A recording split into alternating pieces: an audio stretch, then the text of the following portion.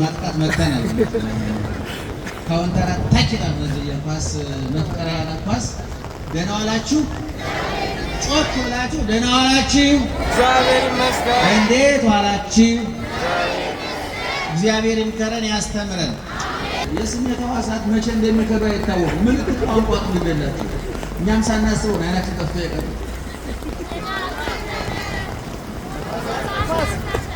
ነፋስ ነፈሰ ይሄንስ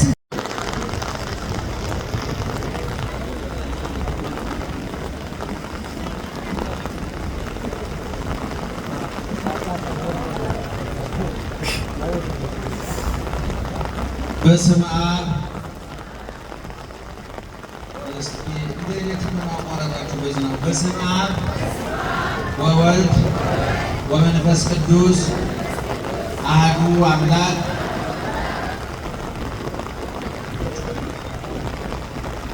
አሜን።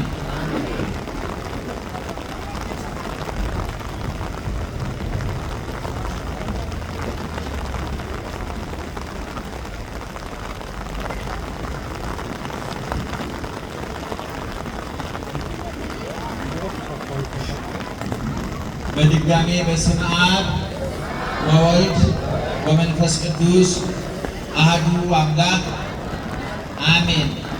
ክቡራን ካህናት፣ መዘምራን፣ የእግዚአብሔር ቤተሰቦች፣ ምዕመናን እንዴት ዋላችሁ? እንዴት ዋላችሁ? እንዴት አመሻችሁ? በየጊዜው በየቦታው በየምክንያቱ የሚመክረን የሚያስተምረን የጥበብና የምስጢር ባለቤት አምላካችንም አባታችንም እግዚአብሔር ክብርና ምስጋና ይግባው። አብ ወወልድ ወመንፈስ ቅዱስ አሐዱ አምላክ አሜን። በድጋሚ እንዴት አመሻችሁ? እንዴት አመሻችሁ? በየቦታው በየጊዜው በየምክንያቱ የሚመክረን የሚያስተምረን የምስጢርና የጥበብ ባለቤት አምላካችንም አባታችንም እግዚአብሔር ክብርና ምስጋና ይግባው። ክብርና ምስጋና ይግባው። እንግዲህ ዛሬ የመልአኩ የቅዱስ ገብርኤል የቅዱስ ቂርቆስ የቅድስት ኢየሉጣ የትጋታቸው የጥንካሬያቸው የቆራጥነታቸው የታዛዥነታቸው ፍሬ የታየበት እግዚአብሔር ቸርነቱን ቅዱስ ገብርኤል ተላላኪነቱን ተራዳኢነቱን ቂርቆስ ኢየሉጣ ጥንካሬያቸውን ብርታታቸውን እስከ ሞት ድረስ መታመን እንደሚቻል ክርስትናን በቃልም በተግባርም በሚታይም በማይታይም መግለጥ እንደሚቻል ያሳዩበት ቀን ነው። ያንን ጧት በስፋት በምልአት በጥልቀት ተምራችኋል ብለን ተስፋ እናደርግና አሁን ለ15 ደቂቃ ወይም ከዛ አካባቢ ጥቂት ነገር እንነግራችኋለን። ምስጢሩ ጥበቡን ይግለጥልን እግዚአብሔር።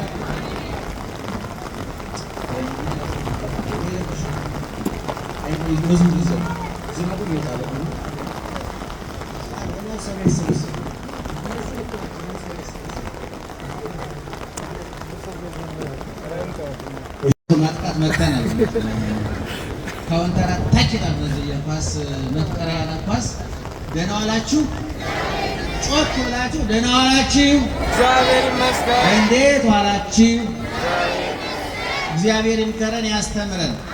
ለዚህ ሰዓት የሚመጥን እጥር ምጥን ያልና በጊዜ መሰብሰብ የሚቻለውን የእግዚአብሔርን ቃል እንነግራችኋለን። በዚህ በማቴዎስ ወንጌል ምዕራፍ 7 ከቁጥር 21 እስከ መጨረሻው ድረስ ኢየሱስ ክርስቶስ አንድ ምሳሌያዊ ትምህርት አስተማረ። ሁልጊዜ እንደምንነግራችሁ የክርስቶስ ትምህርት ከአቅም በላይ ሆኖ የማያስጨንቅ ከአቅም በታች ሆኖ የማይናቅ በማዕከል ልብን የሚመታ ጥያቄን የሚመልስ እንባን የሚያብስ ሕይወትን የሚለውጥ የሰኞቹን ትናንትና የሚቀይር ነገን በተስፋ የሚያለመልም ዛሬን በትጋት በንቃት እንድንሰራ የሚያደርግ ሕያውና ሁለት አፍ ያለው ሰይፍ ነው ለቅዱስ ጳውሎስ እና ትምህርቶቹ በጣም ቀላል ግን ቀላሉ ነው የማይረሱ ሁልጊዜ ሴቱም ወንዱም ወጣቱም ባለስልጣኑም ተራውም ሰው ነጋዴውም ሸማቹም ሁሉም በጠቅላላ የሚረዳቸው ለኔ ነው እንዲህ ነገር የተጻፈው ለኔ ነው እንዲህ ነገር የተነገረው ብለን እስከምንጠራጠር ድረስ ልባችንን የሚነካ ነው እና የማቴዎስ ወንጌል ምዕራፍ 5፣ 6 እና 7 እነዚህ 3 ምዕራፎች የአንድ ቀን ትምህርት ናቸው። የተራራው ስብከት ወይም አንቀጸ ብፁዓን በመባል ይታወቃሉ። ኢየሱስ ክርስቶስ ብሉይ ኪዳንን ከሐዲስ ኪዳን፣ መጽሐፈ ብሉይን ከመጽሐፈ ሐዲስ፣ ዘመነ ብሉይን ከዘመነ ሐዲስ የብሉይ ኪዳን ሰዎች ከሐዲስ ኪዳን ሰዎች ጋር እያነጻጸረ የብሉይ ኪዳኑን ጽድቅ ከሐዲስ ኪዳኑ ጽድቅ፣ የብሉይ ኪዳኑን ቅድስና ከሐዲስ ኪዳኑ ቅድስና፣ የብሉይ ኪዳኑን ጾም፣ ጸሎት፣ ምጽዋት ከሐዲስ ኪዳን ጋር እያነጻጸረ እያበለጠ እያጠነከረ ያስተማረበት ምዕራፍ ነው። አንቀጸ ብፁዓን ወይም የተራራው ስብከት ይባላል። የማቴዎስ ወንጌል ምዕራፍ 5 6 እና 7 ጌታ በምዕራፍ 5 የብሉይ ኪዳን ሕጎችን ግማሾቹን የተሰረዙትን ተሰርዘዋል፣ የጸኑት ጸንተዋል፣ ማሻሻያ ማጠናከሪያ የተጨመረባቸው ተጨምሮባቸዋል። ምዕራፍ 6 ላይ ደግሞ ቅድም እንዳልኩት ጾሙን፣ ጸሎቱን፣ ምጽዋቱን በሐዲስ ኪዳን ምን መምሰል እንዳለበት የብሉይ ኪዳኑን ምጽዋት፣ ጾምና ጸሎት በመጥቀስ በንጽጽር አስቀምጧል። በምዕራፍ 7 ላይ ደግሞ 5 እና 6 ምዕራፎች የገቡት ሰው ምን አይነት መሆን እንዳለበት በሌላው መፍረድ እንደማይገባን አንደኛ፣ ሁለተኛ የሃይማኖታችንን ምስጢር ከማን ጋር መነጋገር እንዳለብን፣ ሶስተኛ በሃይማኖት ስም የሚመጡ መናፍቃን፣ በመንፈሳዊነት ስም የሚመጡ ስጋውያን፣ በሃይማኖት ጥላ የተከለሉ ዓለማውያን ሰዎች ቢመጡ ከወይን እሾህ ወይም ደግሞ ከእሾህ ወይን መልቀም እንደማይቻል ያስተማረበት ነውና በመጨረሻ ላይ ግን ይህን ትምህርት አጠናቆ ሲጨርስ ምሳሌያዊ ትምህርት አስተማረ። ይህን ቀው ወኩሉ ዘይሰምዕ ዘንተ ቃልየ ወይገብሮ ይመስል ብእሴ ጠቢበ ዘሐነጸ ቤቶ ዲበ ኮኩ። ይህንን ቃሌን ሰምቶ የሚያደርገው ሰው ቤቱን በአለት ላይ የሰራ ይመስላል። ይህን ቃሌን ሰምቶ የሚያደርገው ደህና መሻችሁ እየሰማችሁ ነው። ይህን ቃሌን ሰምቶ ወደኋላ ነግሬያችኋለሁ። የ3 ምዕራፍ ትምህርት ነው፣ የአንድ ቀን ትምህርት ነው። ክርስቶስ ምዕራፍ 5 ቁጥር 1 ላይ ወሶበ ዐርገ ውስተ ደብር ወሬዮ ብዙኃነ አሕዛብ ዐርገ ውስተ ደብር፣ ሕዝቡ ብዙ እንደሆነ አይቶ ወደ ተራራ ወጣ። ከፍ ባለ ቦታ ሆኖ ለማስተማር ማለት ነው። ዛሬ እኛ ተራራ እንወጣም ቆላ እንወርድም፣ ቴክኖሎጂ አመቻችቶ ሰጥቶናል። መናገሪያውን አግኝተን የምንናገረው ጠፍቶብን ወዲያ የገባን። ሊቃውንት ደግሞ የጥንቶቹ የሚናገሩት በዝቶባቸው መናገሪያው ቸግሯቸው አንድ ጊዜ ተራራ ላይ ይወጣሉ፣ አንድ ጊዜ በባህር መርከብ ላይ ይወጣሉ።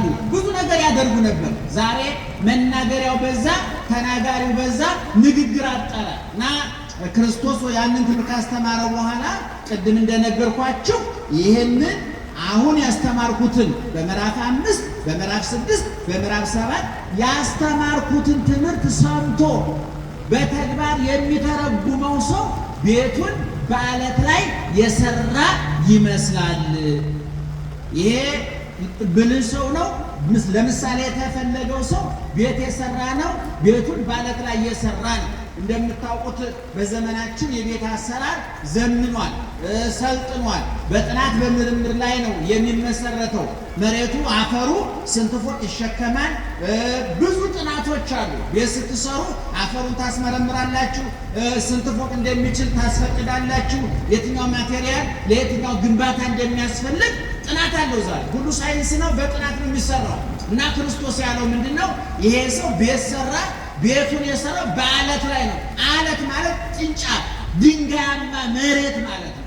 የማይቦረቦር የማይሸረሸር የማይንሸራተት የመሬት መንሸራተት እየተባለ በየቦታው እንሰማለን። ይሄ የማይንሸራተት የማይቦረቦር ጠንካራ አለት ላይ ቤቱን የሰራ ይመስላል። ይሄ ቤት 3 ፈተናዎች ገጠሙት። ደህና ዋላችሁ። 3 ፈተናዎች ገጠሙት። አንደኛው ዘንሙ ዝናማት፣ ዝናብ ዘነበ።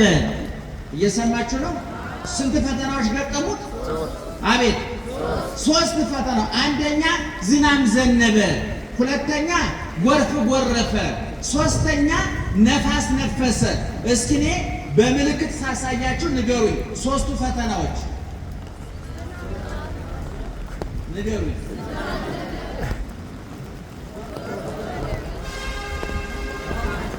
ይህን ካልነገራችን አላስተምርም። እሺ እናንተ ጮክ በሉ።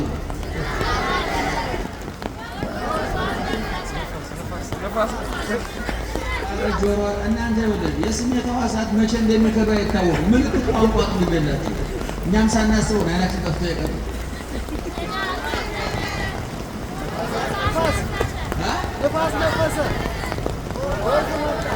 ይህን ቤት ስንት ፈተና ገጠመው? ከስንት አቅጣጫ? ከስንት አቅጣጫ? አንደኛ ከላይ፣ ሁለተኛ ከጎን፣ ሶስተኛ ከታች። ይሄ ቤት ወደ ላይ ላምልጥ ይችላል? ምን አለ? ወደ ጎን ላምልጥ ይችላል?